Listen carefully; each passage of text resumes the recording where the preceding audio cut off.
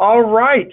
Well, good day, everyone. We want to welcome you to today's webinar. Hello, everyone. My name is Steve Jackson. I'm the Senior Vice President of our Broker Concierge Partner Program, and we want to welcome you to our April webinar, and it is titled Exposing HSA's True Value. So we're excited to bring this topic to you today. I want to just let's set a little bit of the ground rules here for today. Many of you might have some questions throughout the webinar, and we would love to hear from you. It is sometimes difficult to be able to answer all the questions throughout the webinar, during the webinar, or even at the end, just based on time. But if we're unable to connect with your questions here today on the webinar, we will follow up with you directly. So if you would, please go right ahead as I am going through the presentation. Go ahead and go into the GoToMeeting menu bar, the question box, and you can go ahead and type in your question.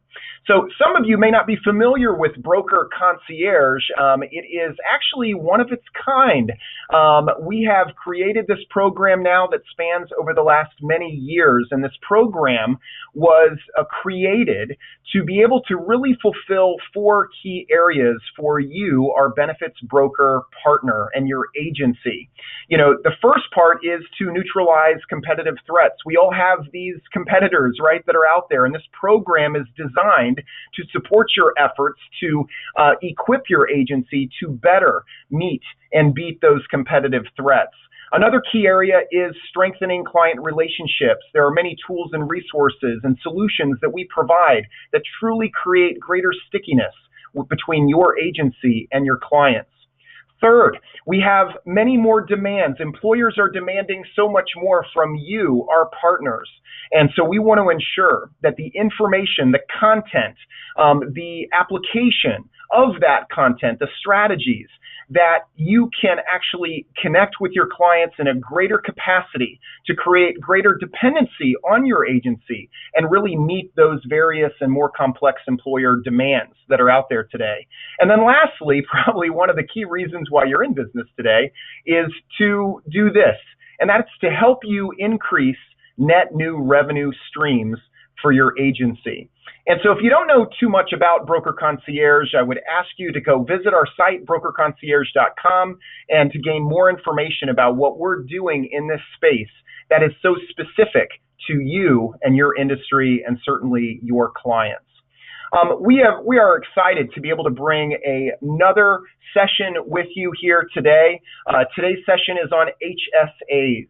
And, we have been holding these webinars over the last decade, and our main emphasis from the webinars each and every month is for you to take, whether it's technical guidance or key strategies, but we want to make it practical, so practical that you can ultimately take this information, go to your clients today, and be able to communicate these specific strategies.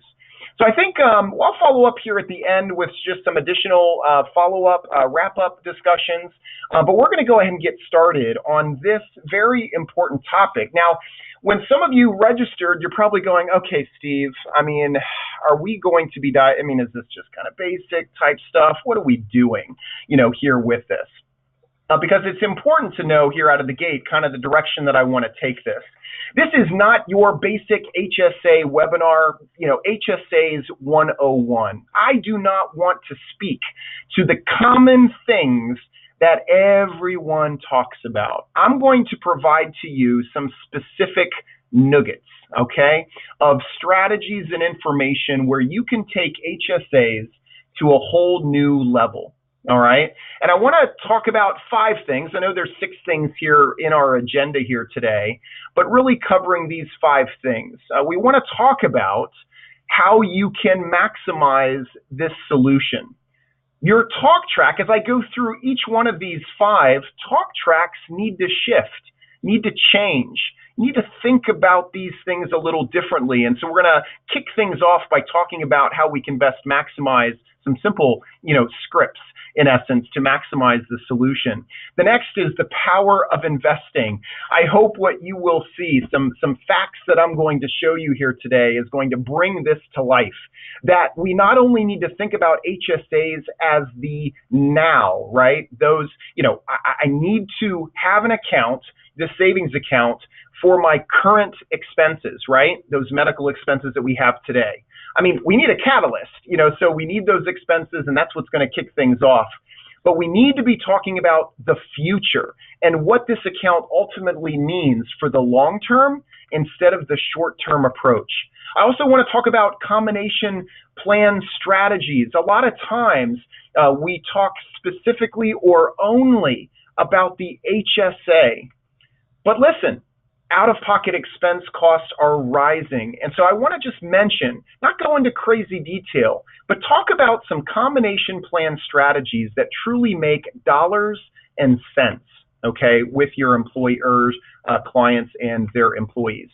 Fourth there is the power of education. I want to give you some real insight into how education can be better utilized with this particular account. And then lastly there is the employer contribution strategies.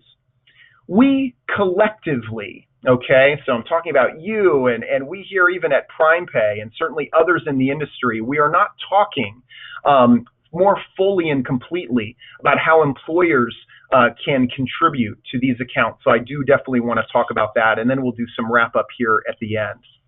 So a recent, news article that had come out from Bloomberg News, it stated that more than half of all Americans who get health insurance through their employer now have a high deductible health plan. And we can basically assume, right, that a good majority of those high deductible health plans are considered qualified high deductible health plans, right? Deductibles have risen 8 times faster than wages. And when you go all the way back to 2008, the article goes on. And I thought this was pretty interesting. They state that healthcare costs have become the #1 financial concern for many employees, and it outranks their debt concerns, college expenses, mortgages, rent, retirement savings, taxes, and even unemployment. So healthcare costs have become a very big issue. And so when we think about an HSA, or when we think about, really before we even get to the HSA, right, it's the employer discussion first and the plan. And it seems that the HSA part of things becomes somewhat of an afterthought. All right, before I get into those 5 key areas here today, I want you to think about your normal conversation that you have with employers, right? So think about, you guys understand what I mean by playlist, right?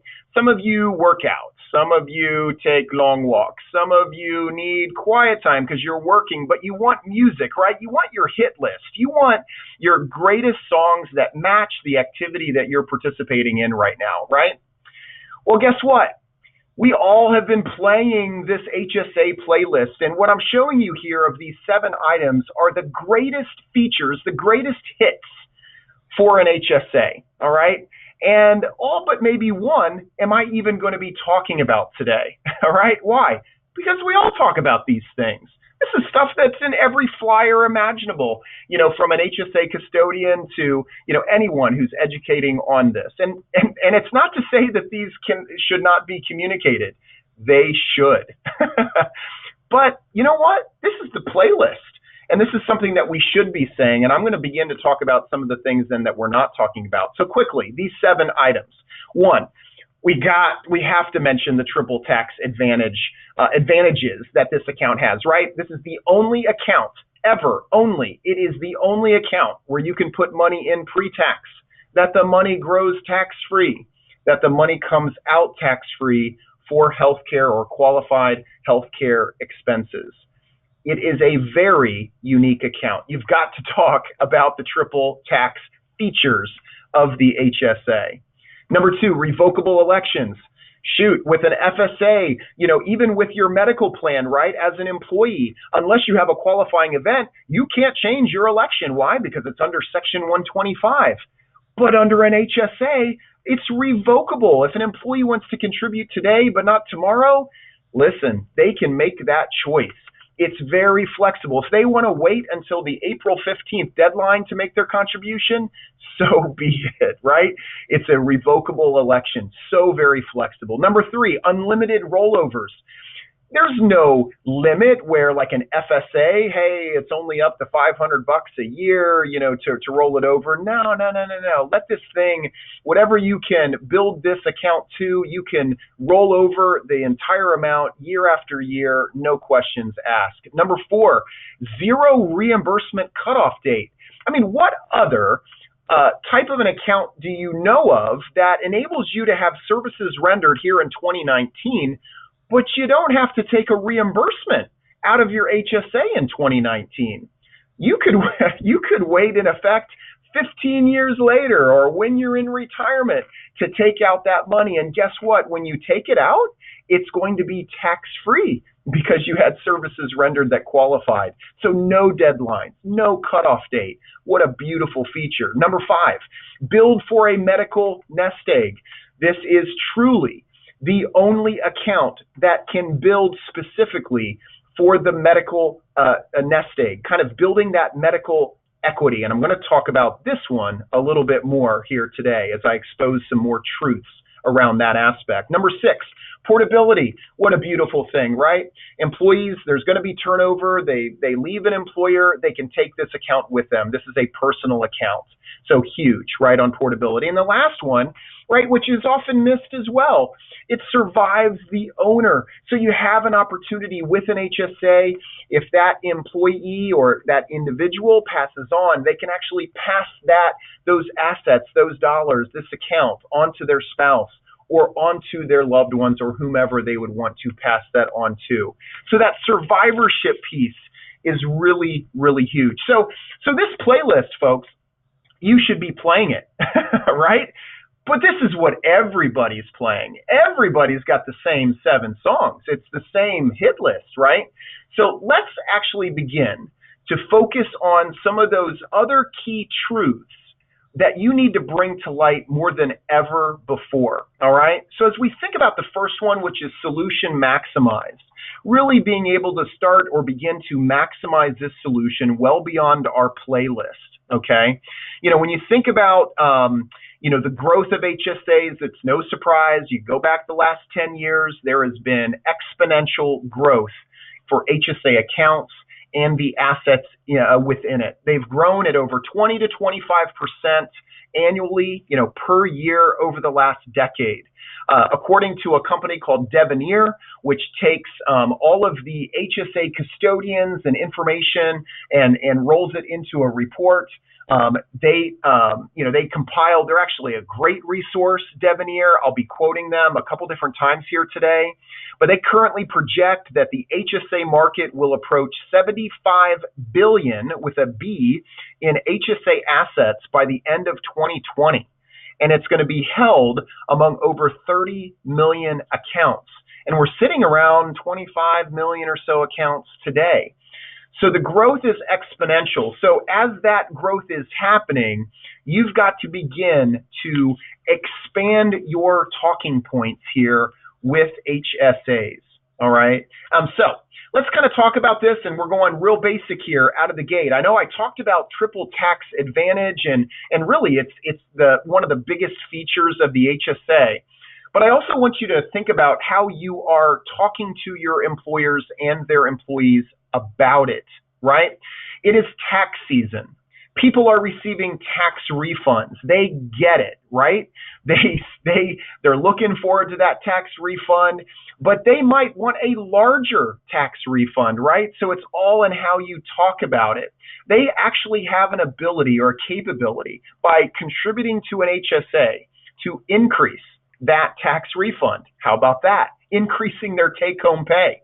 So if you guys haven't thought about it here recently, for every $100 of a pre-tax contribution to an HSA, the employee is going to save on their federal tax, state, and I do say most states, there are just a handful that do not allow that deductibility, but most states do. We're only talking about a few. Social Security and Medicare taxes and local taxes where they apply, right?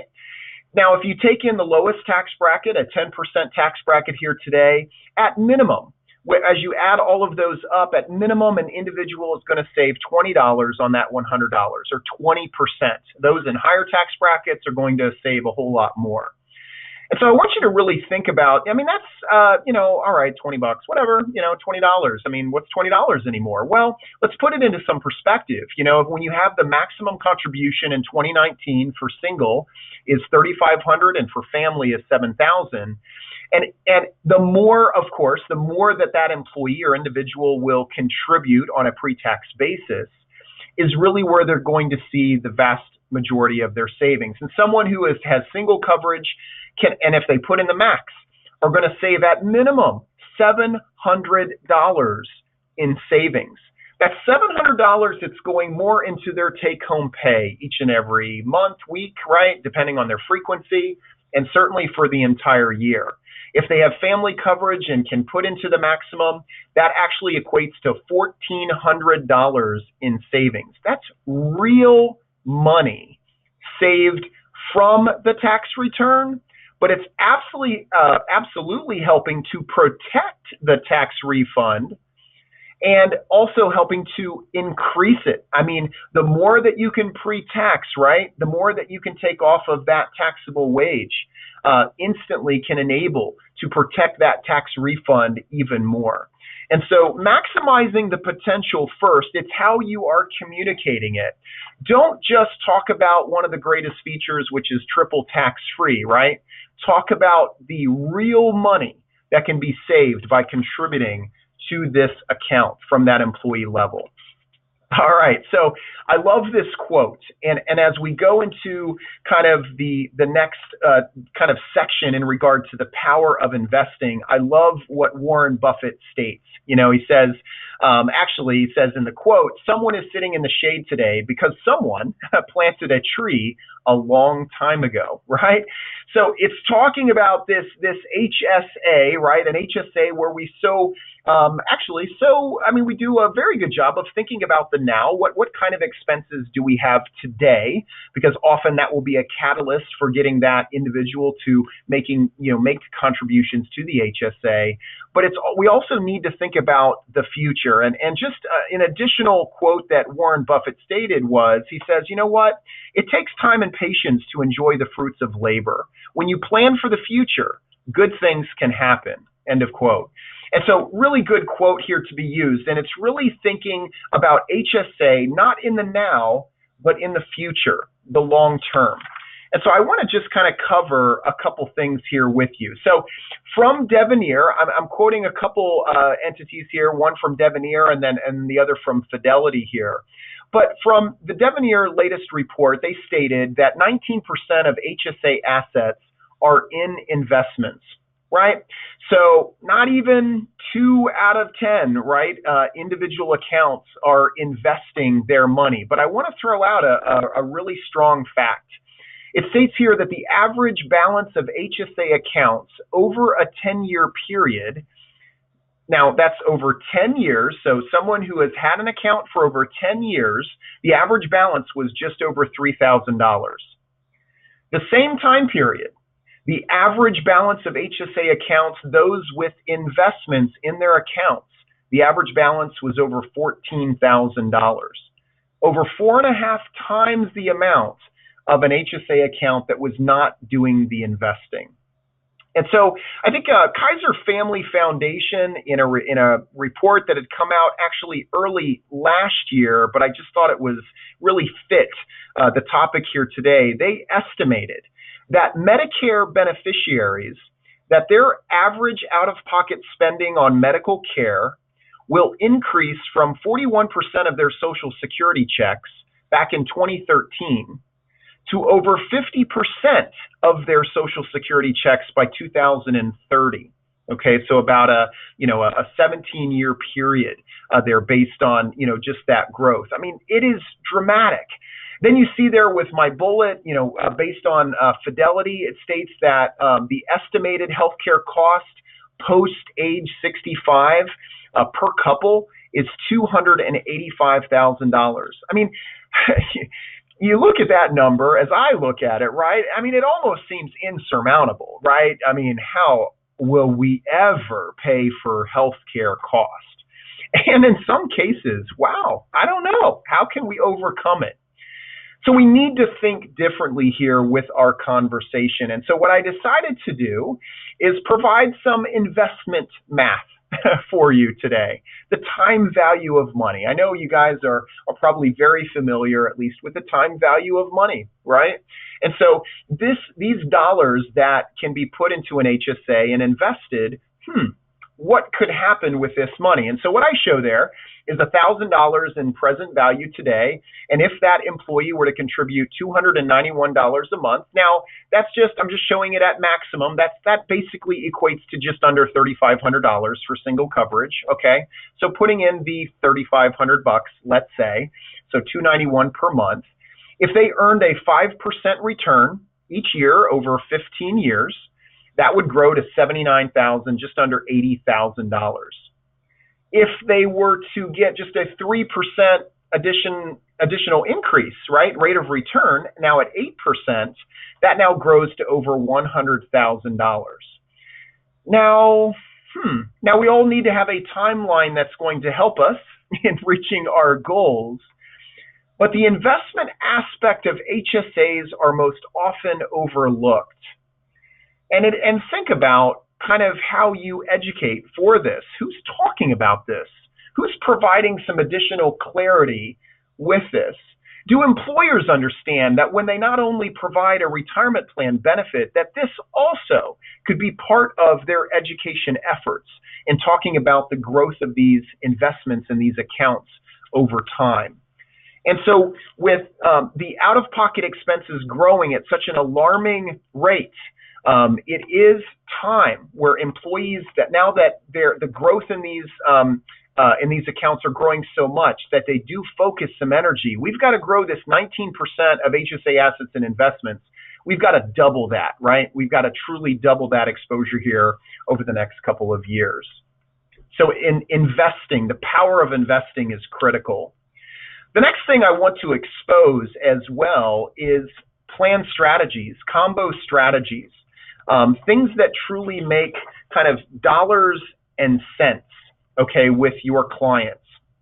So when you think about strategies, and I'm not pointing fingers at any of you, that are attending here today and listening in, but we all are probably suspect to this to some degree, right? An employer, you're talking to the employer, the renewal is coming up, and you decide, collectively, it's decided that you're going to adopt an HSA qualified plan. All right, fantastic. And so, hey, we need to incorporate an HSA into the picture. Now, most of you, I'm not going to say all of you, but most of you go about your standard operating procedures, right? Let's get an open enrollment meeting established. We need to really talk about the medical plan, how it's going to work because of the differences that, they had before, right? And so you focus very heavily on the plan itself, and then you provide an option for health savings accounts, which is fantastic. But I want to talk that, in exposing the true value, there's so much more that can be offered in addition to just that HSA piece. And so that first bullet there, I want to talk about, the eligibility of HSAs, right? So there's basically, 3 or 4 eligibility provisions for an HSA. You need to be enrolled in a qualified high deductible health plan in order to qualify to be able to contribute to an HSA. You can't be claimed as a dependent under someone else's tax return. You cannot be entitled under Medicare, right, age 65 in order to contribute to an HSA. And the last one is, which I show there on the screen, is, you cannot be enrolled in another first dollar coverage type of a plan, right? You can't have other first dollar coverage. And so a lot of times, I think many benefits brokers don't want to kind of open up the conversation here in this area because they're fear, hey, I want to make sure that, employees understand, listen, they can't have other coverage. I don't want to confuse, these employees by going into this type of a plan design. But I want to talk about things that really work. Okay, that absolutely work. And I don't want to go into crazy detail with this today on this webinar, but I want to highlight four things that work. With out-of-pocket medical expenses growing at such an alarming rate, right? You've got to provide, an employer needs to provide more opportunities for those individuals to be able to spend their dollars on a pre-tax or a tax-advantaged basis. And you can do so very nicely with this first combination, and that's an HSA with a limited purpose FSA. Many of you may be familiar with a limited purpose FSA, but if you're not, just briefly, it is an FSA that is limited to qualifying expenses that are only dental expenses and or vision expenses only.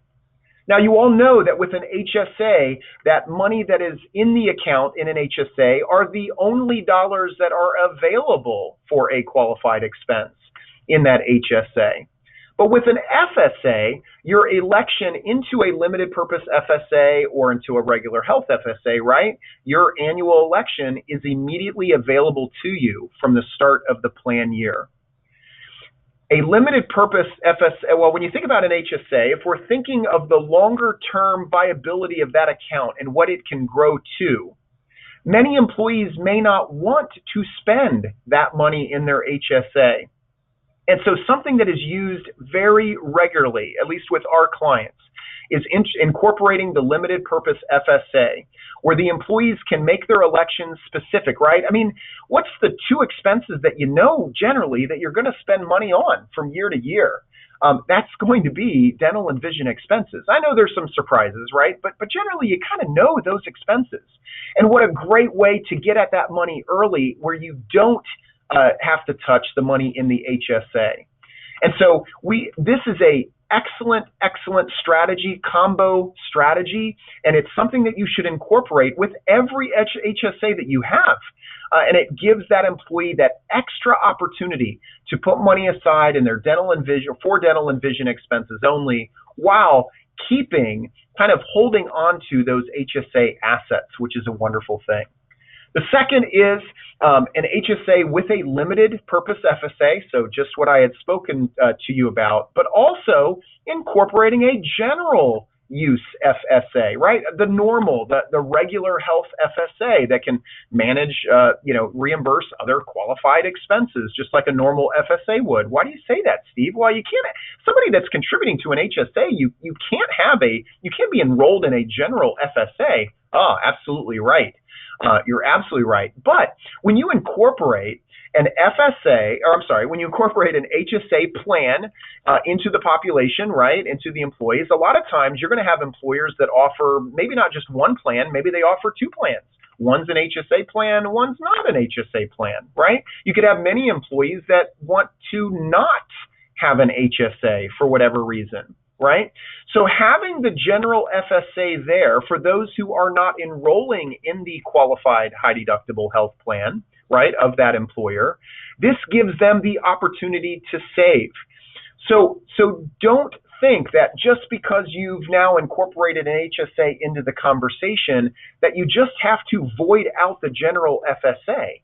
It can still be a viable solution for those who are not enrolled in that plan, that specific plan, or listen, I don't want the FSA, I want to get at my money immediately, and I can get that with the FSA. Third item here, HSA with a post-deductible HRA. We have talked about this one before, so I don't want to belabor it. So an HRA is the health reimbursement arrangement, and the reimbursement of qualified expenses with the post-deductible HRA means that the HRA is not reimbursing any expenses until after the federal minimum deductible has been satisfied, which is that 1350, 2700, number, right, for under the federal guidelines for HSA qualified plans.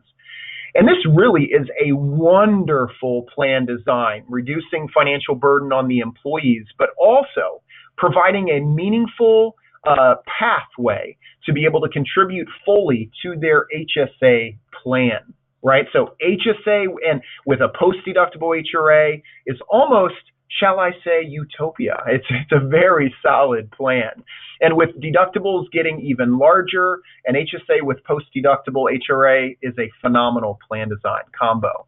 And then lastly, hey, why not? Why not do the winning combination? Don't forget the limited purpose FSA, right? So an HSA with the limited purpose FSA and then adding the post-deductible HRA, all those things work extremely well, and with debit card technology and with more ease of administration, those can be administered very, very effectively. So you might sit here and say, Steve, oh my gosh, I mean, you want me to have all these types of conversations just by adopting an HSA? Well, if you're not doing it, who? Are carriers and their custodian partners providing this information and education? No. I mean, it's not. It's not coming from that other source. So you do this extra work. Why? Because deductibles have increased over 158% over the last 10 years. Out-of-pocket expenses have increased basically at that same rate as well. And so you don't want to just think HSA only. Think about those other available tax-advantaged accounts and plans that can truly help the employees reduce their financial burden in regard to their out-of-pocket expenses. All right, the next topic that I wanted to cover was the power of education. And Maimonides, I love the quote, right? Give a man a fish and you feed him for a day. Teach a man to fish and you feed him for a lifetime. I believe that the industry, that what generally we have done and what you may have done here in promoting HSAs is that you've given them the fish, right? And you did feed them. Hey, I gave them the flyer. I mean, I talked about the custodian, the HSA. I told them about that. They have the information, right? They kind of know where to go. I gave them a phone number. I'm available. I gave them the phone number to my agency, right? But that's only going to help them in a short-term basis. And I think you all would agree here with the first bullet, education, more comprehensive education is going to produce participation, right? Which drives engagement and greater satisfaction of the overall benefit. When somebody understands how that HSA account works, not just today, but for the future, I tell you what, there is absolutely some greater satisfaction going on with that employee. Much, much better engagement. So I wanted to talk about education as we think about exposing some truth here about HSAs. I wanted to talk about just a couple key mistakes as we think about education, but also some keys to success that I want to leave you with here today. So I want you to not do these things, okay, that are listed here. So what I have seen out in the marketplace, some common mistakes, is that you cannot let employers choose to let employees find their own custodian. I recently had gone through education with the employer, so an employer client about HSAs. They were adopting this and needed to drive education. But the employer pushed back on custodians. I'm not doing that. Forget that. Employees can go out on their own. They can Google. They can find a custodian. Well, today, less than 5% of that employee population has an HSA today, right? I mean, employees don't want to Google that. I don't know. Who should I pick? Who's better than others? What on earth should I do? I don't know. I mean, oh my word, what do I have to do to make this happen? So employers cannot choose to let employees find their own custodians. That's a big key mistake. They also cannot choose to not hold employee meetings. I believe that what we generally see is open enrollment meetings can and do happen, I'd say consistently, but not being able to hold an employee meeting with greater specificity and education on the HSA is a no-no, and it's a key mistake. And then lastly, employers cannot choose to not have senior leadership behind it, promoting it. If they're not out there out front of it, and I take this example of this client here to you, I mean, yes, they wanted more education. They saw the need there, but they actually were not committed. They were not committed to the process. And guess what? It failed. So some keys to success, and these are simple stuff, right? But things that I think you've got to begin to really think about and really begin to communicate and converse with your clients more completely. All right. So keys to success, and I added this as a repeat, right? So I did that on purpose. But employers must choose a custodian. There are a lot of options out there today, and I think you as a benefits broker, you know who some partners are out there, custodian. Some of you just promote the carriers partnership, which is fine. Or your agency may be connected in some form or fashion, or you might have, someone like a Prime Pay or some others that you have connections with and you've built a custodian base with.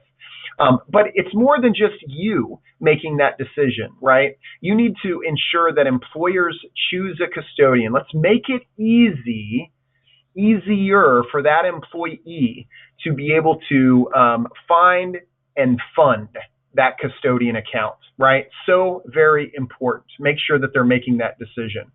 Provide seed money. I'm going to talk about here in just a moment how seed money, how the employer contribution is going to change the game in regard to the education and the participation. And then lastly, and again, not pointing fingers, but most of your open enrollment meetings are focused on that specific benefit plan changes, right? You whip out the benefit plan summary, you're going over all the details, all the questions around when am I getting new cards, and just all the differences, right, of the plan from the year prior. And the remaining 5 minutes, a little tongue-in-cheek, the remaining 5 minutes is focused on, okay, here's the HSA, here's the custodian, here's that flyer that provides that hit list, right, your playlist of the key greatest features of HSAs, and you move on. But I want you to think about education, that you make it more comprehensive, that you spend more time in this area. Educate just not only on the now, those things that affect their current expenses, but you should focus it also, do an and focus on the future. And connect those dots, connect that conversation even with the employer's retirement plan. You're going to be doing your employer a very big service, by being able to kind of tie in how important it is as employees to be able to build that nest egg for retirement and how that HSA can really be brought to life. All right, the last item here today is on employer contribution strategies. And this does need to be exposed, all right? I mean, it absolutely needs to be exposed. So strategies, as you think about this, in 2018, okay, and this is from Devenir, here again, 26% of all HSA dollars were contributed by employers, okay? So 26%. So not quite 3 out of 10 employers, or at least out of the dollars, right, are contributing. So there's a vast amount of employers not making contributions. The average, though, of those 26% was $839, or roughly $70 a month. So some good information to have here, right? $70 a month. I mean, that's not a lot. Excuse me. At the end of the day, $70 is not really a big number that is out there. Now, that $839 actually was up from $604 in 2017. So it actually increased, $135 over a year just from that previous year. So clearly those employers that are contributing, they're seeing seeing real results and a need to do so. Also, and a reason for this as well, right? The money that is placed into an HSA, the money, the balance, the amount that's in the account is only what's available to that employee for those expenses. So you need to keep that in mind, that an employer seeded contribution strategy can really create greater availability of those funds, that are there. So I want to just re-emphasize some key contribution strategies. There are two ways that it can be provided for as an employer. I would say the standard or the most common form of a contribution by the employer is performed under or provided under their cafeteria plan, right? So their Section 125 plan. And so, that's usually an employer already has that in place.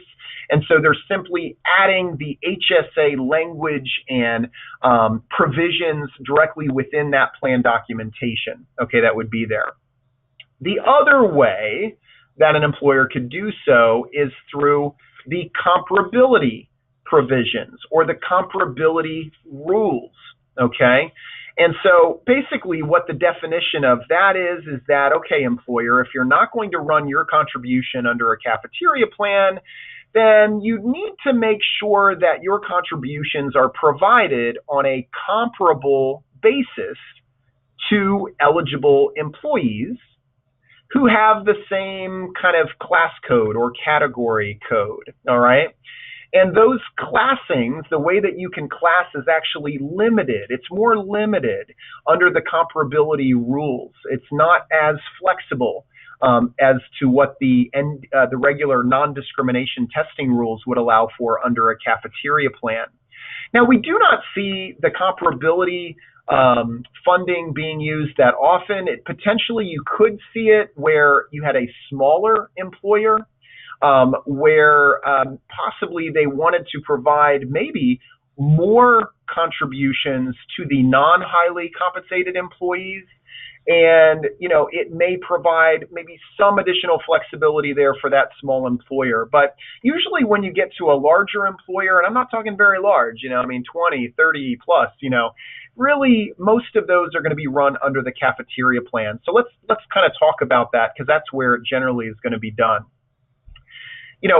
You can really do it. It's got some great flexibility under the non-discrimination testing. It really does provide you the opportunity to be able to provide a contribution, again, that fits similarly situated employees, right? Full-time employees, part-time employees, seasonal. You have the ability to be able to class, right? And so you just need to make sure that your contribution is consistent then with those similarly situated employees. And so you can do that by fixed amounts, and generally what you can see is upfront amounts by the employer, monthly, quarterly, some type of annual type of a deposit, or even a percentage of deductible, could be used. Now, many employers do not put the contribution fully or solely upfront because, once those dollars go into the HSA, it's fully vested by that employee, so they clearly everything is theirs. So if they leave the employer, it's theirs. But doing it monthly, by payroll, per payroll, monthly, is a fantastic way that many employers actually make their contribution to the employee. So kind of as an ongoing basis throughout the year. Another great way, and this is where I want you to, kind of think even more differently, right? Employees are very accustomed to a 401k retirement plan program that actually has a matching program, right? Hey guys, you put in X, I'm going to give you Y, for every dollar you put in, I'm going to give you X amount of dollars as well. A great way to also coincide that with that long-term view, conversation, and thought about an HSA is to also consider it under the matching side of the aisle as well. So maybe it's dollar for dollar, 50 cents for every dollar contributed by the employee. It could be any variation of that. It could be $2 for every dollar contributed, right? It could go the other way, where the employer is actually contributing more, maybe up to a total fixed amount, so it's a dollar for dollar up to $500 or up to $800, that they contribute, right? So that is really a strategy I think that more employers could adopt. It protects them so that if the employee leaves, they're only making those contributions for those who are contributing, but can truly, could truly be effective. I mean, think about too the labor market that we are in today, right? We're in one of the lowest unemployment times of our history. And so the ability to be able to create seed money, contributions to be able to attract and retain, key employees, this seed dollars needs to be thought about differently, not just as an extra expense, but as a way to be able to attract those employees into the organization. So what are the results of this contribution, right? Well, let me tell you, one. Actually, there's a few here, right? But the employee participation and engagement is automatically increased. I mean, you're getting the result. That's automatic. The financial burden of addressing the current out-of-pocket expenses that the employee is facing, that's being reduced. The burden on future out-of-pocket expenses is being reduced. Think of that time value of money, right? Tax savings are increased. You both win. The more that an employee contributes, the employer saves as well. That matching FICA tax, 7.65% on every dollar. That's enormous. That could be considerable, depending on the type of volume of dollars that their employees are participating and how much they're contributing. And then lastly, which is just something I just had mentioned, this will ultimately have the effect of increasing retention and attraction to the employer. We're in a tight labor market. And if your employer clients are out there hiring, right, which probably many are in this environment, how are you going to attract these employees to your firm? So having the seed money, these contributions, can directly correlate to bringing that great new candidate into your firm, or certainly retaining an employee because of this specific item. So I want you to think about here as we wrap up, and as we've kind of discussed these, kind of exposing these truths, these additional truths that you really need to think about. When you think about, the basic talk, right? The HSA playlist, you've got to mention those things. Those are the basics. Those are the biggest features. But you've got to think beyond, or talk beyond the basic talk track of this is a triple tax-free account, woohoo, which is awesome. But you got to talk beyond that. Place more emphasis. I hope that I was able to put a little more meat behind how the value of education is so important in this conversation. That you've got to connect the future healthcare costs as much to the conversation as the current cost, right? Thinking of that Fidelity number of $285,000 for healthcare expenses. Holy cow, right? So we got to think about how investing must be this coordinated strategy or conversation or, education. So you got to think HSA plus retirement plan, or think HSA including the retirement plan as part of the conversation. You've got then to also develop robust strategies, incorporating these other pre-tax accounts into the design. Who else is doing that? Who else is driving that conversation? And it's no finger pointing to carriers or custodians or, other vendors that are out there, but they're not going to that length. And so your employers will be hearing it comprehensively from you. And there's really some great strategies that actually do make it easy to administer based on technology that's out there today to be able to maintain and administer these accounts for the employees. They're not that complex. And then lastly, employer contributions absolutely make a difference. $839 on average is what's being contributed today. What a start. What a seed amount of money that's in that employee's account to be able to pay for those expenses today, but also have so much more for tomorrow. So I hope that I was able to expose some great truths here to you. I know we've gotten several questions, but just with length of time here today, I'm not going to tackle those, but we will get to all of those directly. All right. In the follow-up email, I do want to mention we have some great resources on HSAs. We have client materials. We have broker briefs that are just specific to you that kind of explains a lot of those combination plan strategies in greater detail. One of our product team specialists, Chad Granger, and others, they've produced these 315 videos that are specific to HSAs, and they bring to life more of these strategies and provide you some good tight nuggets on how HSAs can really matter and the difference that can be made with individuals if you follow down these talk tracks. So look for greater information here in our follow-up email. I would also ask you to subscribe to our Broker Concierge channel on YouTube. And as soon as the recording is uploaded into YouTube, it will be posted. You're going to be sent a notice, okay, stating when it is done. But we will be providing the recording link to each of you here in the next 2 days once this webinar has concluded. And again, if you're not familiar with our program, our Broker Concierge program, we'd love to talk to you about it.